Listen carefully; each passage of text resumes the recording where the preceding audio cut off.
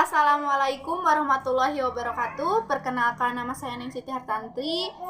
Saya sebagai moderator kelompok yang beranggota Wardina Diniati Suherman, Tris Hafir Darabina, Nur Ayu Amelia, Wulanda Nur Aini, Ning Siti Hartantri, Galih, Adit, Aa Salapia. Nah, untuk mempersingkat waktu, saya akan langsung saja membacakan beberapa pemateri juga materinya, yaitu yang ke-1 ada pendahuluan, yang kedua ada sistem pemerintahan politik tahun 1948-1959 yang akan disampaikan oleh Wardina Diniati Suherman. Oh iya, untuk pendahuluan yang akan disampaikan oleh Wulanda Nur Aini. Nah, yang ketiga ada perkembangan politik masa demokrasi liberal yang akan disampaikan oleh Tris Hafir Darabina. Untuk yang keempat adalah tujuan dibentuknya partai politik masa demokrasi liberal yang akan disampaikan oleh Aditya. Untuk yang kelima ada Kabinet Indonesia yang akan disampaikan oleh dua orang, yaitu Amelia dengan Aa Salapia. Yang keenam yaitu alasan seringnya berganti kabinet yang akan disampaikan oleh Galih. Yang ketujuh adalah kesimpulan dari seluruh materi yang akan disampaikan oleh saya sendiri. Karena saya sebagai moderator, jadi saya akan menyimpulkan semua materi yang telah disampaikan oleh pemateri. Nah, langsung saja kita menuju ke pendahuluan, lalu langsung penyampaian materi selanjutnya.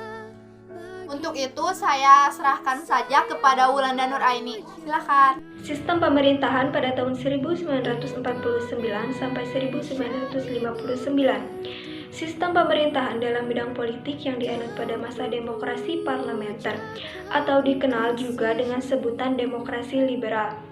Demokrasi liberal adalah sistem kabinet parlementer.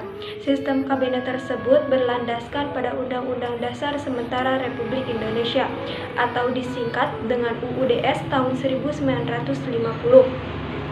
Sistem pemerintahan ini menetapkan bahwa kabinet-kabinet atau para menteri bertanggung jawab kepada parlemen.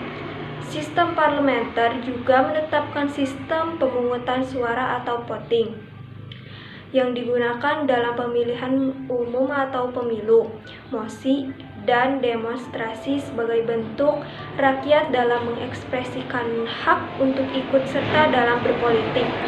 Selain itu, adanya sistem multipartai pada masa tersebut menyebabkan terciptanya golongan mayoritas dan minoritas dalam masyarakat, serta adanya sikap mementingkan kepentingan golongan partai politik masing-masing daripada kepentingan bersama. Sistem pemerintahan dalam politik yang dianut pada masa demokrasi liberal adalah sistem kabinet presidensial. Sistem kabinet presidensial berlandaskan pada Undang-Undang Dasar tahun 1945 dan kekuasaan tertinggi negara ditepati oleh lembaga eksekutif, yaitu presiden. Sistem demokrasi ini menganut paham kerakyatan yang dipimpin oleh hikmat kebijaksanaan dalam permusyawaratan perwakilan. Paham tersebut berintikan musyawarah untuk mufakat secara gotong royong antara semua kekuatan nasional yang merevolusioner dengan prinsip nasionalisme, agama, komunisme atau yang disingkat dengan Nasakom. Nasakom telah menyatukan kekuatan-kekuatan politik yang terus bersaing. Rakyat masa demokrasi parlementer hingga mulai terciptanya sikap saling gotong royong antara sesama anggota partai politik. Perkembangan politik masa demokrasi liberal di Indonesia periode 1949 sampai 1959 merupakan masa berkiprahnya partai-partai politik pada pemerintahan Indonesia. Pada masa ini terjadi pergantian kabinet. Partai-partai politik terkuat mengambil alih kekuasaan. Dua partai terkuat pada masa itu PNI dan Masyumi. silih berganti memimpin kabinet. Hampir setiap tahun terjadi pergantian kabinet. Masa pemerintahan kabinet tidak ada yang berumur panjang sehingga masing-masing kabinet yang berkuasa tidak dapat melaksanakan seluruh programnya. Keadaan ini menimbulkan ketidakstabilan dalam bidang politik, ekonomi, sosial, dan keamanan. 1. Kabinet Nasri.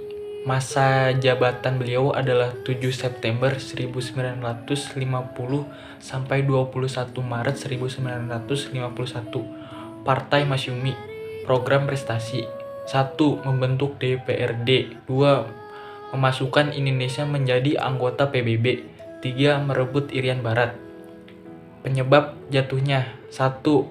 Mosi tidak percaya dari partai oposisi karena pembentukan DPRD dianggap hanya menguntungkan Partai Masyumi. 2. Gagalnya merebut Irian Barat.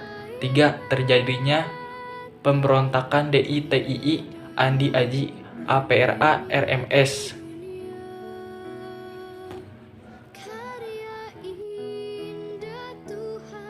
2. Kabinet Sukiman. Masa jabatan beliau adalah 26 April 1951 sampai 3 September 1952. Partai Koalisi PNI dan Masyumi. Program prestasi MSA, Mutual Security ACT, kerjasama militer RI dan AS. 2. Pembebasan Irian Barat. Penyebab jatuhnya. 1. Gagalnya membebaskan IBA atau Irian Barat.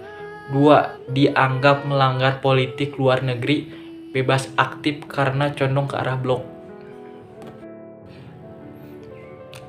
3. Kabinet Wilopo. Masa jabatan 3 April 1952 sampai 2 Juni 1953. Partai Koalisi PNI dan Masyumi.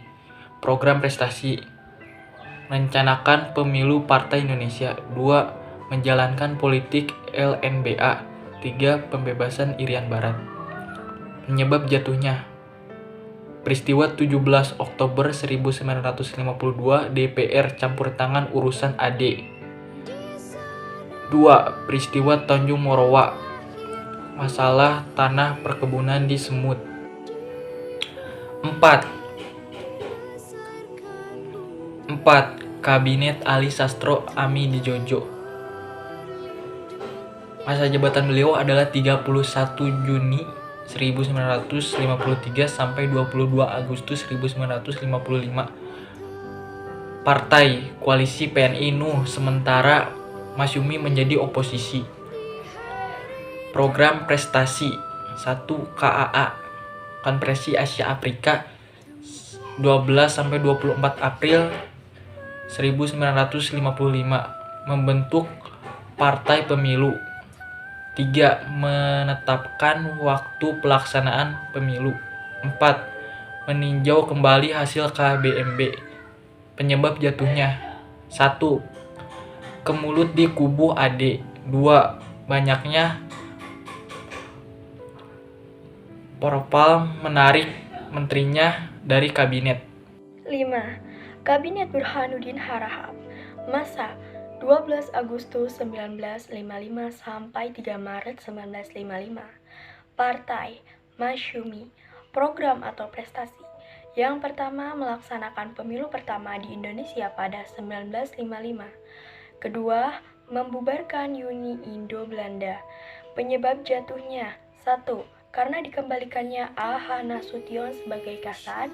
Yang kedua, tugasnya dianggap selesai karena sudah terbentuk DPR hasil pemilu. 6. Kabinet Ali Sastromijojo II. Masa 20 Maret 1956 sampai 14 Maret 1957. Partai Koalisi PNI, NU, Masyumi. Program prestasi. 1. Membatalkan KMB. 2. Mengubah struktur ekonomi kolonial menjadi nasional. 3. Melaksanakan keputusan KAA. Penyebab jatuhnya. 1. Terjadinya PRRI atau Permesta. 2. Konflik di tubuh konstituante. 3. Parpol menarik menterinya dari kabinet. Alasan seringnya pergantian kabinet di masa demokrasi liberal. Satu, tidak hanya adanya dominasi partai di parlemen susunan parlemen saat demokrasi liberal terdiri dari beberapa partai politik tanpa ada dominasi, artinya mereka hanya punya satu suara dan harus mendukung pemerintah secara penuh. Hal ini membuat pembentukan kabinet hanya dari koalisi beberapa partai. Ketika partai yang tidak mendukung kondisinya, maka keberlangsungan kabinet dalam pemerintah diserahkan kepada Perdana Menteri dan mendatangnya kembali kepada Presiden. Hal inilah yang membuat kabinet selalu berubah-ubah di masa demokrasi liberal. 2. Munculnya mosi tidak percaya, tidak adanya dominasi partai politik dalam pemerintahan Indonesia. Muncullah berbagai pertentangan antar partai-partai di parlemen, setiap partai memiliki tujuan masing-masing dan pemikiran yang berbeda, sehingga menimbulkan mosi tidak percaya kepada pemerintah. Akibat dari mosi tidak percaya ini membuat kinerja kabinet pemerintah tidak maksimal, sehingga program-program dijalankan tidak tuntas dan berakhirnya pada kekecewaan masyarakat. Kesejahteraan dan pembangunan menjadi terbengkalai dan tidak bisa dicapai. 3. Kebijakan yang dibuat tidak sesuai tujuan. Demokrasi liberal berfokus pada kebebasan individu. Tetapi, kendali kekuasaan tetap dipegang oleh pemerintah secara penuh. Setiap kabinet yang dibentuk pada masa ini memberikan kebijakan-kebijakan yang merugikan rakyat dan hanya menguntungkan pihak penguasa saja. Hampir semua kebijakan, mulai dari politik, ekonomi, dan sosial dianggap telah disalahgunakan oleh oknum dan partai koalisi saja. Hal ini membuat Presiden dan Perdana Menteri terus melakukan pergantian kabinet agar pemerintah berjalan sesuai dengan tujuan awal.